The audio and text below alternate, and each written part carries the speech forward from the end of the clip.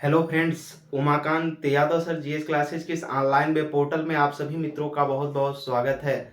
आज के सेशन में हम फिर बात करेंगे कि जो 19वीं शताब्दी या 18वीं शताब्दी के बीच भारत में सामाजिक एवं सुधार आंदोलन चलाया गया, तभी अंग्रेजों और हिंदू के रीति रिवाजों से परेशानी झेलते हुए उनकी नीतियों का विरोध करने के लिए जो निम्न तबके के लोग थे, जातियां थी, जनजातियां थी, मजदूर वर्ग, ये अंग्रेजों की नीतियों को और जो अंग्रेजों का समाज में जातिगत व्यवस्था को लेकर के बंटवारा करने की नीतियां थी, उसका विरोध करने के लिए निम्न जातियों के द्वारा, जनजातियों के द्वारा, मजदूरों के द्वारा, किसानों के द्वारा आंदोलन चलाए गए। उसी आंदोलन में आज हम सबसे पहले जो निम्न जातियों के द्वारा, जो दलितों के द्वारा यानी कह लीजिए तो चलाया गया आंदोलन था, उनके जो समाज सुधारक हुए, संस्थापक हुए, कौन कौन से दलितों के उत्थान के लिए आंदोलन चलाया गया था, उनके विकास के लिए, उनकी शिक्षा व्यवस्था के लिए जो ब्राह्मणवादी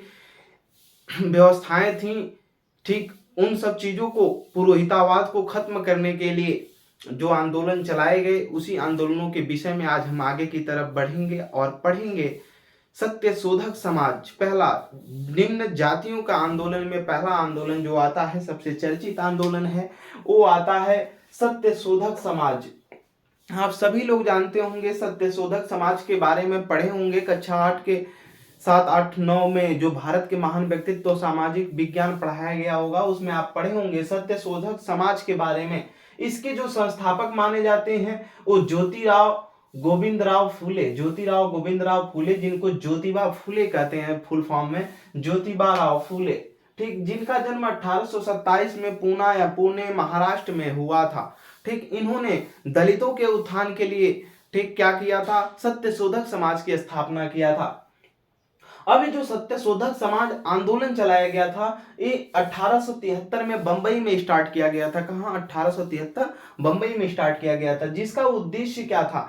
उद्देश्य को हमने लिखा है कि निम्न जाति और महिलाओं की शिक्षा पर बल, यानी जो ये सत्य शोधक समाज था, इसका उद्देश्य था कि जो निम्न जाति है और महिलाओं की जो शिक्षा व्यवस्था है उसको बढ़ाया जाए आगे। निम्न जाति जो है, निम्न जातियों में जो महिलाएं हैं, अगर उनको शिक्षित किया जाएगा तो जातिवाद समस्या खत्म होगी। और जो हिंदू और तमाम जो ब्राह्मणवादी व्यवस्थाएं थी, पूजा पाठ, ये सब सारी चीजों को अगर महिलाओं को शिक्षित किया जाएगा तो वहां से शिक्षित होंगी, तो वहां से ब्राह्मणवादी व्यवस्था से वो निकलेंगे, उभरेंगे। ठीक, मंदिरों में और भी तमाम जगहों पर जहां पर इनका प्रवेश वर्जित था, वहां पर इन्होंने प्रवेश दिलाने का काम किया तथा ब्राह्मणवादी व्यवस्था से मुक्त कराना, हमने वही चीज बताया। आगे की तरफ चलेंगे। ज्योतिबा बाई फूले 1891 ईस्वी में पूना में एक कन्या विश्वविद्यालय की इन्होंने स्थापना किया था, यानी महिला विश्वविद्यालय की स्थापना इन्होंने किया। इनकी एक पुस्तक प्रकाशित हुई 1872 में, इनकी एक ज्योतिबा फूले की एक पुस्तक प्रकाशित हुई जिसका नाम था गुलामगिरी। ये मानते थे कि जो छोटे तबके के लोग हैं केवल गुलामों में फंसे हैं पहले से, और बड़ी जातियां जो हैं इनकी शोषण करती हैं गुलामगिरी के रूप में, तो इन्होंने गुलामगिरी नामक एक पुस्तक प्रकाशित किया। जिन्होंने उस पुस्तक में पहली बार इन्होंने अपने पुस्तक गुलामगिरी में ही ब्राह्मणों को चुनौती दिया था। ठीक, गुलामगिरी 1872 में इनकी एक पुस्तक प्रकाशित हुई, इसमें ब्राह्मणों के वर्चस्वता को क्या दी गई थी, चुनौती दी गई थी। इन्हीं के समय में अन्य पुस्तकें भी प्रकाशित हुई जिसका नाम था सार्वजनिक सत्य धर्म या धर्म तृतीय रत्न, इशारा तथा शिवाजी की जीवनी। क्योंकि ज्योतिबा बाई फूले की जो प्रेरणा स्रोत रहे हैं वो शिवाजी रहे हैं, जॉर्ज वाशिंगटन रहे हैं, एवं वासुदेव बलवंत फड़के जो महाराष्ट्र के एक तरफ से कह लीजिए तो वो भी दर्शन के और भी सामाजिक सुधार आंदोलनों के नेता रहे। वासुदेव बलवंत फड़के इनके प्रेरणा स्रोत रहे हैं। ठीक, शिवाजी भी इनके प्रेरणा स्रोत रहे हैं। तो इन्हीं के समय में सार्वजनिक सत्य धर्म नामक एक पुस्तक प्रकाशित हुई, धर्म तृतीय रत्न, इशारा, शिवाजी की जीवनी, ये पुस्तकें प्रकाशित हुई। आगे की तरफ चलेंगे। इनके द्वारा एक न्यूज़पेपर, इनकी मृत्यु के बाद इसी सत्य शोधक समाज के आंदोलनों के तहत एक पेपर प्रकाशित किया गया, न्यूज़पेपर निकाला गया 1917 में, जिसका नाम था न्यूज़पेपर में जस्टिस, जिसे दीन मित्र भी कहा जाता है। दीन मित्र निम्न जातियों को न्याय दिलाने हेतु ये पेपर समाज में निकाला गया कि वो अपने उनको बताया जा सके कि आपकी ये दशा है। ठीक, आगे की तरफ 1876 ईस्वी में यह पूना में न्यायपालिका के सदस्य बने। कौन? ज्योतिबा राय फूले जो थे, पूना महाराष्ट्र में इन्हें न्यायपालिका का सदस्य चुना गया। 1888 में इन्हें लोग महात्मा कहने लगे। 1888 में इन्हें क्या लोग कहने लगे? महात्मा। जनता इनसे प्रसन्न हो गई और ये लगभग निम्न जातियों के आंदोलनों को पूरी तरीके से प्रेरित किया, इसीलिए इन्हें लोग महात्मा कहने लगे। 1890 में इनकी मृत्यु हो गई।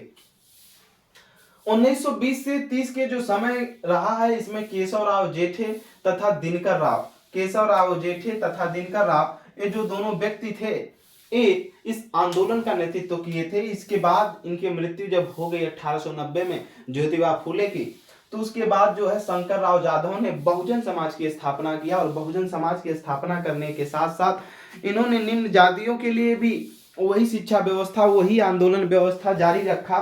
ठीक, आगे की तरफ अगर देखा जाए तो बहुत लोगों ने सत्यशोधक समाज के अलावा ये छोटी जो निम्न जातियां या जनजातियां थीं, इनके लिए आंदोलन चलाए हैं। अब हम लोग अगले आंदोलन के बारे में पढ़ेंगे, वायकोम सत्याग्रह। क्या? वायकोम सत्याग्रह के बारे में हम लोग आगे अध्ययन करेंगे। तो हम लोग आगे की तरफ बढ़ेंगे और देखेंगे वायकोम सत्याग्रह किसके बारे में। वायकोम सत्याग्रह के बारे में देखेंगे। ये भी दलित आंदोलनों से ही संबंधित आंदोलन था। वायकोम सत्याग्रह, वायकोम क्या है? ये त्रावणकोर एक रियासत थी। ठीक, केरल के क्षेत्रों में त्रावणकोर पहले रियासत हुआ करती थी।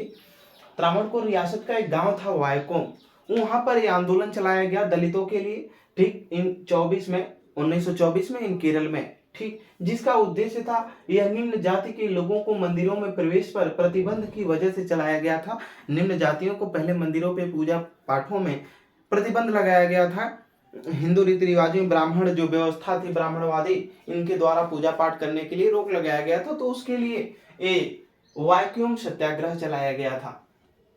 ठीक, केरल में उच्च जाति को स्वर्ण जाति के नाम से जाना जाता था और जो निम्न जाति हुआ करती थी, इसको एझवा और पुलैया कहा जाता था। फिर इसके जो नेता हुए, जो वायकोम सत्याग्रह हुआ, इसके जो नेता माने गए वो नारायण गुरु थे, एन कुमारन थे और टी के माधवन। कौन कौन लोग थे? आइए देखते हैं कौन कौन। इनके जो नेता थे, नारायण गुरु थे, एन कुमारन थे और टी के माधवन थे। ठीक, आगे की तरफ चलेंगे। इस जो वायकोम सत्याग्रह था, इस आंदोलन का जो नेतृत्व किया वो कांग्रेस कमेटी ने भी किया था। जो केरल के क्षेत्रों में कांग्रेस कमेटी थी, कांग्रेस पार्टी थी, उन्होंने, कांग्रेस पार्टी ने भी इस आंदोलन का नेतृत्व किया था। ठीक, समर्थन इसमें मिला था केपी केशव मेनन का एवं ईवी रामास्वामी नायकर का भी इसमें समर्थन मिला।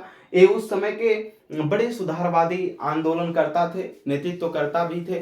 ठीक, इन्होंने आंदोलनों का नेतृत्व किया। इनका समर्थन मिला केपी केशव मेनन का एवं ईवी रामास्वामी नायकर का, बड़े नेता हुआ करते थे।